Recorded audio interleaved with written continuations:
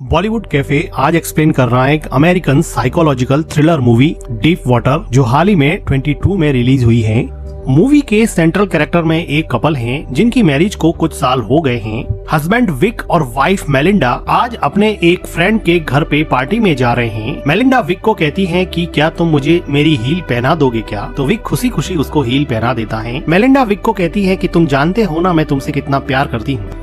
ये सुनकर विक को जैसे कुछ हर्ट हुआ और वो अपनी वाइफ को बिना जवाब दिए कहता है कि चलो चलते हैं।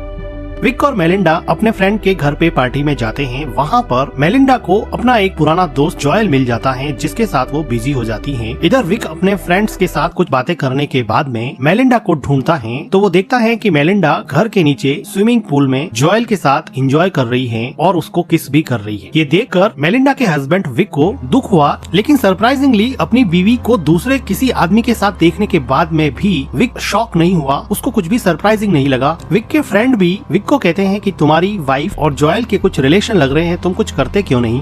लेकिन विक अपने फ्रेंड की बात को इग्नोर कर देता है। कुछ देर बाद में मेलिंडा पार्टी में पियानो बजाती है, जिसको देख के विक के चेहरे की मुस्कान वापस लौट आती है। जो वाइफ थोड़ी देर पहले किसी और आदमी के साथ इन्वॉल्व थी, अभी उसी को पियानो बजाते हुए देख के विक बड़ा खुश हो रहा था। विक का ये बिहेवियर काफी सरप्राइजिंग होता है। पार्टी में जॉयल और विक दोनों बात करते हैं, तो जॉयल विक को कहता है कि तुम कितने अच्छे हस्बैंड हो जो अपनी वाइफ की पर्सनल लाइफ में बिल्कुल भी इंटरफेयर नहीं करते हो। तुम्हें कोई फर्क नहीं पड़ता कि वो किसके साथ क्या कर रही है। तो विक कहता है कि मेरी वाइफ का एक पुराना बॉयफ्रेंड था मार्टिन, और तुम्हें पता है ना कि मार्टिन अभी टाउन से गायब है। पता है तुम्हें क्यों गायब है? तो जॉयल पूछता है कि क्यों? तो विक कहता है कि उसको मैंने मार डाला। जो भी मेरे वाइफ के करीब आता है मैं उसको मार डालता हूँ। ये सुन के जॉयल काफी डर जाता है और वो पार्टी से डर के मारे चला जाता है। पार्टी के बाद में मेलिंडा विक को पूछती है कि क्या तुमने जॉयल को धमकाया था? वो पार्टी को बीच में ही छोड़ के क्यों चला गया था? तो विक कहता है कि नहीं, बिल्कुल नहीं, मैंने तो उसको नहीं धमकाया। विक और मेलिंडा अपने घर पे आ जाते हैं। इन दोनों की एक बेटी है ट्रिक्सी, और ट्रिक्सी को संभालने के लिए एक बेबी सीटर आती है। आज बेबी सीटर के सामने ही मेलिंडा ने अपना टॉप उतार दिया है। तो विक बेबी सीटर को समझाता है कि मेरी वाइफ एक अलग कल्चर से बिलोंग करती है, वो ब्राजीलियन है और वो काफी ओपन माइंडेड है, इसलिए तुम इस चीज को माइंड मत करना। तो मेलिंडा कहती है कि अमेरिका कितना सफोकेटिंग है, यहाँ पे लोग कितने रिजर्व रहते हैं। इसके बाद में विक मेलिंडा को बॉडी मसाज देता है और उसको पूछता है कि तुम्हें ऐसे लड़के ही क्यों पसंद आते हैं जिनके पास इंटेलिजेंस या ब्रेन नहीं होता है? तो वो अपने हस्बैंड को काउंटर करते हुए पूछती है कि do you like me for my brain और समथिंग एल्स? वो कहती है कि मैं ब्रेन के लिए लड़कों को नहीं चॉइस करती हूँ, मैं प्लीजर के लिए करती हूँ। बॉडी मसाज के बाद में मेलिंडा विक को दूसरे रूम में जाने के लिए कहती है। तब हमें पता चलता है कि हस्बैंड वाइफ दोनों अलग अलग रूम में सोते हैं। ब्राजीलियन वाइफ और अमेरिकन हस्बैंड की लाइफ बाहर से बिल्कुल परफेक्ट दिखती है, लेकिन अंदर से इनकी लाइफ पूरी तरह से बिखरी हुई है। वाइफ अपने बॉयफ्रेंड्स के साथ एंजॉय करती है और हस्बैंड वाइफ को बहुत प्यार करता है, वो उसको छोड़ना नहीं चाहता, तो वो उसके लवर्स को धमकाता है और उन्हें उनसे दूर करने की कोशिश करता है। विक अपना ज्यादातर टाइम अपनी बेटी ट्रिक्सी के साथ बिताता है और बाकी का बचा हुआ टाइम अपनी हॉबी हेलिसिकल्चर यानी कि स्नेल्स को रेस करने में बिताता है। विक ने अपने घर के बाहर गार्डन में एक छोटा सा स्नेल कल्चर के लिए रूम बना रखा है और यहाँ पर विक काफी टाइम स्पेंड करता है। विक और मेलिंडा की डॉटर ट्रिक्सी बहुत ही स्मार्ट है। आज वो अपने स्कूल के प्रोजेक्ट के लिए रिडॉक्स रिएक्शन पावर्ड पोटैटो से चलने वाला रोबोट बना रही है। वो इतनी स्मार्ट है कि अपने डैड और अपनी मदर के बीच में चल रहे कन्फ्लिक्ट को बहुत अच्छे से समझती है। विक अपनी डॉटर ट्रिक्सी को स्कूल छोड़ता है, तो ट्रिक्सी की स्कूल टीचर कैली, जो कि विक की बहुत अच्छी फ्रेंड थी, वो कहती है कि मैंने सुना है कि तुम लोगों का मर्डर कर रहे हो। जॉयल टाउन में ये बात फैला रहे हैं कि तुमने अपनी वाइफ के एक्स बॉयफ्रेंड मार्टिन का मर्डर किया है। विक कहता है कि मैं तो सिर्फ मजाक कर रहा था। तो कैली कहती है कि मजाक हो या सच हो, लेकिन आइडिया तुम्हारा काम कर गया, अब जॉयल तुम्हारे घर के आसपास कभी फटकेगा नहीं। यही बात उसके दोस्तों को भी पता चलती है। तो विक कहता है कि देखो, मैंने कोई मर्डर नहीं किया, मैंने तो जॉयल के साथ सिर्फ मजाक किया था। वो अपनी वाइफ को भी समझाता है, लेकिन उसकी वाइफ उस पे बहुत चिल्लाती है कि तुमने मेरे दोस्त को डरा धमकाकर पार्टी से भगा दिया और मुझे तो लगता है कि तुमने मार्टिन का मर्डर किया हो। वो कहती है कि जॉयल को कल रात को डिनर के लिए बुलाना पड़ेगा और उसे सॉरी बोलना पड़ेगा। वो जॉयल को अपने घर पे डिनर पे बुलाते हैं और डिनर के बाद में मेलिंडा अपने हस्बैंड को कहती है कि तुम ट्रिक्सी के रूम में चले जाओ और उसको बेड टाइम स्टोरी सुनाओ। विक को पता था कि वो जॉयल के साथ टाइम स्पेंड करना चाहती है। वो ट्रिक्सी के रूम में जाके उसको स्टोरी सुनाने लग जाता है। तो ट्रिक्सी अपने डैड को कहती है कि मॉम दूसरे आदमियों के साथ अजीब सा बिहेव क्यों करती है? मुझे ये आदमी जॉयल बिल्कुल भी पसंद नहीं है। मैं आप दोनों को साथ में देखना चाहती हूँ। मैं मॉम को किसी और के साथ देखना पसंद नहीं करती। विक कहता है कि मैं जानता हूँ, कोई बात नहीं, तुम सो जाओ। उसके बाद में विक अपने ही घर में अपनी वाइफ के साथ जॉयल को मस्ती करता हुआ हुआ देखता है तो वो किचन में जाके कुछ प्लेट्स पटक देता है। आवाज सुन के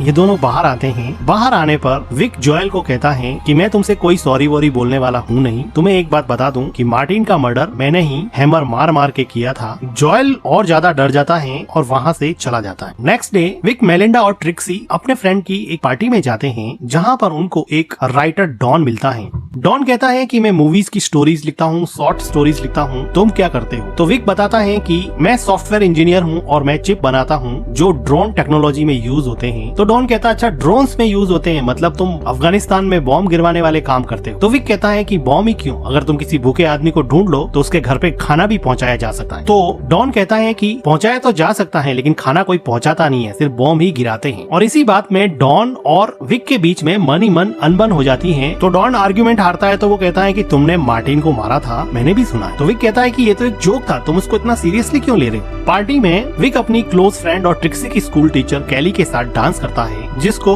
देखकर मेलिंडा काफी जेलस होती है और वापस जाते समय वो विक को प्लीज करती है। इसके बाद ये दोनों घर पे जाके पैशनेटली इंटीमेट होते हैं। विक को थोड़े दिनों के बाद में पता चलता है कि मेलिंडा पियानो क्लासेस ले रही है और वहाँ पर उसका टीचर चार्ली अब उसका नया बॉयफ्रेंड बन गया है। विक अपना टाइम तो स्पेंड स्नेल कल्चर में बिताता था लेकिन उसकी इमेजिनेशंस अब अपनी वाइफ को चार्ली के साथ रोमांटिकली इन्वॉल्व होते हुए देखती हैं। आज मेलिंडा घर पे भी नहीं है जिसकी वजह से इमेजिन करते करते विक पूरी रात सो भी नहीं पाया है। अगले दिन सुबह जब मेलिंडा घर पे आती है तो विक उसको पूछता है कि कहाँ गई थी। तो मेलिंडा बिल्कुल क्लियरली बता देती है कि वो चार्ली के साथ है और वो उसके साथ क्वालिटी टाइम स्पेंड कर रही है। विक को तो ये पहले से ही पता था। मेलिंडा इतनी ब्लंट है कि वो अपने हस्बैंड को चार्ली के बारे में ऐसी ऐसी बातें बताती है जिसको उसका हस्बैंड सुन भी नहीं सकता। वो कहती है कि क्या मैं बताऊं कि उसने मुझे कैसे खुश किया, उसने मेरे शरीर पे कहाँ कहाँ मार्क्स छोड़े, क्या जानना चाहते हो तुम? तो विक कहता है कि हमारी एक डॉटर है, हमारी एक फैमिली है, तुम कुछ तो सोचो। तो मेलिंडा क्लियरली कहती है कि तुम्हारी चॉइस थी, फैमिली बनाना, बच्चे पैदा करना वो तुम्हारी चॉइस। इससे क्लियरली ये लगता है कि मेलिंडा विक के साथ एक ओपन रिलेशन में रहना चाहती थी लेकिन फैमिली बनाने का और बच्चे पैदा करने का प्लान विक ने बनाया था। इसलिए अब मेलिंडा उसके साथ एडजस्ट नहीं कर पा रही है लेकिन विक चाहता है कि वो सब एक फैमिली की तरह एक ही छत के नीचे रहे। लेकिन मेलिंडा की इन हरकतों ने इस प्लान को चौपट कर दिया और अब ये फैमिली डीप वाटर्स में है, इनकी मैरिज डीप वाटर्स में है, इनके इमोशंस डीप वाटर्स में है, मेलिंडा का बिहेवियर डीप वाटर्स में है और विक का फ्रस्ट्रेशन डीप वाटर्स में। विक ने मनी मन सोच लिया था कि अब ये सब नहीं चलेगा। आज विक के किसी और फ्रेंड के घर पे पार्टी है और सब लोग यहाँ पे खूब एंजॉय कर रहे हैं। मेलिंडा का पियानो टीचर और उसका बॉयफ्रेंड चार्ली भी आया है, जिसको देख के मेलिंडा बहुत खुश होती है लेकिन विक काफी अपसेट हो जाता है। पार्टी में मेलिंडा के रिक्वेस्ट करने पे चार्ली वहाँ पे पियानो बजाता है जिसको मेलिंडा काफी एंजॉय करती है। अब रात हो चुकी है और विक मेलिंडा को ढूंढ रहा है। विक मेलिंडा को सर्च करने के लिए ऊपर जाता है तो वो देखता है कि मेलिंडा और चार्ली काफी एंजॉय कर रहे हैं और अब वो दोनों कमरे से बाहर निकलकर स्विमिंग पूल में आ गए हैं और वहाँ पर भी काफी मस्ती कर रहे हैं, जिसको देख के विक का पारा चढ़ रहा होता है। अपनी आंखों के सामने अपनी वाइफ को चार्ली के साथ मस्ती करते हुए देख के अब विक ने अपने दिमाग में एक ऐसा प्लान बनाया है जिसका अंजाम चार्ली के लिए बहुत खराब होने वाला है। थोड़ी देर बाद में यहाँ पे बारिश होने लगती है जिसकी वजह से एक एक करके सब लोग घर के अंदर चले जाते हैं। घर के अंदर सब लोग जब कुकीज एंजॉय कर रहे थे तब मौका देख के विक चार्ली को स्विमिंग पूल के अंदर डुबोकर मार डालता है और फिर चुपचाप अंदर आ जाता है और खुद भी कुकीज खाने में बिजी हो जाता है। इधर मेलिंडा चार्ली को ढूंढ रही होती है। वो बाहर देखती है तो वो देखती है कि चार्ली स्विमिंग पूल में मरा हुआ तैर रहा है। वो चिल्लाती है, सब लोग मिलके उसको बाहर निकालते हैं, उसको रिवाइव करने की कोशिश करते हैं लेकिन वो रिवाइव नहीं हो पाता। डॉक्टर्स और पुलिस की टीम आती है, डॉक्टर उसको डेड घोषित कर देते हैं। पुलिस यहाँ पे सबसे इन्वेस्टिगेशन करती है लेकिन कुछ खास पुलिस को मिलता नहीं है। पुलिस फिलहाल इसको एक्सीडेंटल ड्राउनिंग का केस ही मान रही है लेकिन डॉन जिसने स्विमिंग पूल में चार्ली और विक को अकेले देखा था वो अब विक पे डाउट करने लगा है। डॉन ने अब एक प्राइवेट इन्वेस्टिगेटर हायर किया है जो विक पे नजर रखता है। विक इस आदमी को एक दिन अपनी वाइफ के साथ पकड़ लेता है। ये आदमी पहले तो अपने आप को साइकोथेरेपिस्ट बताता है लेकिन विक को पता चल चुका था कि ये इन्वेस्टिगेटर है और उसने अपनी वाइफ के बैंक स्टेटमेंट से पता लगाया कि उसकी वाइफ डॉन को कुछ पैसे इस इन्वेस्टिगेशन के लिए ट्रांसफर करती थी। तो वो अब डॉन के घर जाकर डॉन पर चिल्लाता है कि तुम्हें क्या हक बनता है कि तुम मेरे ऊपर किसी इन्वेस्टिगेटर को को नजर रखने के लिए कहो। डॉन की वाइफ कैली डॉन को माफी मांगने के लिए कहती है, लेकिन वो कहता है कि मैं क्यों माफी मांगू, मैंने क्या किया है। इस इवेंट के बाद में विक और डॉन के बीच में दरार काफी बढ़ जाती है, लेकिन विक के लिए मुसीबत डॉन नहीं था, मुसीबत उसकी बीवी की, जो अब एक अपने नए बॉयफ्रेंड के साथ घूम रही है। टोनी नाम का ये आदमी मेलिंडा का कॉलेज में बॉयफ्रेंड था और अब वो किसी वजह से वापस यहाँ यूएसए में रीयूनाइट हो गए हैं, जिनको देख के विक के मन में जेलसी वापस से रीइग्नाइट हो गई है। इधर विक की डॉटर विक को कहती है कि डैड, मुझे पता है कि आपने क्या किया है, मुझे पता है कि आपने चार्ली को मार दिया है। तो विक कहता है कि अगर तुम्हें पता है तो फिर ये बात अपने बीच में ही रहनी चाहिए।